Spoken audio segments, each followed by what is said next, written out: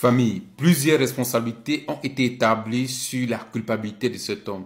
Partant du scandale des villas acquises avec l'argent de l'aide octroyée à l'Ukraine, aujourd'hui une enquête allemande vient de reconnaître la responsabilité de Volodymyr Zelensky au sujet du sabotage de Nord Stream 2. Jusqu'où le soutien à l'Ukraine va-t-elle aller? C'est une enquête détaillée sur une affaire qui a fait l'objet de toutes les spéculations. Le Wall Street Journal, témoignage à l'appui, désigne un commanditaire, l'Ukraine.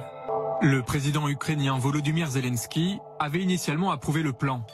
Le 26 septembre 2022, une fuite de gaz suivie de 3 autres fait bouillonner la mer Baltique. Toutes proviennent de Nord Stream, le système de gazoduc géant qui relie la Russie à l'Allemagne. Très vite, la piste du sabotage est confirmée. L'Allemagne ouvre une enquête et émet même un mandat d'arrêt.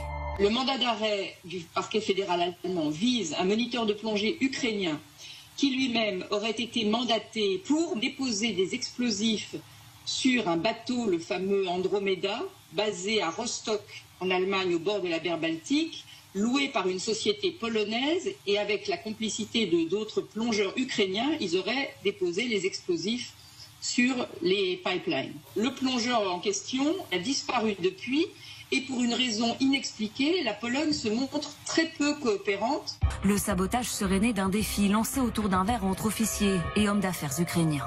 Enivré par l'alcool et la ferveur patriotique, quelqu'un a suggéré une mesure radicale, détruire Nord Stream.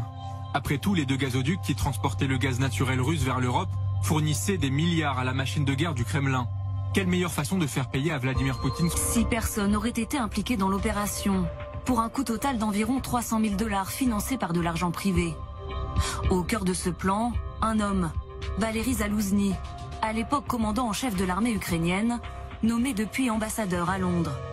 Puisqu'il s'avère qu'en effet, les Ukrainiens ont saboté une infrastructure critique appartenant à des pays de l'OTAN, l'OTAN qui est le principal soutien de l'Ukraine à force de milliards de dollars et d'aides militaires, ça met évidemment les Alliés dans une position intenable. Famille, à cette vitesse d'impunité, l'Occident aurait-il signé un pacte d'impunité avec Volodymyr Zelensky?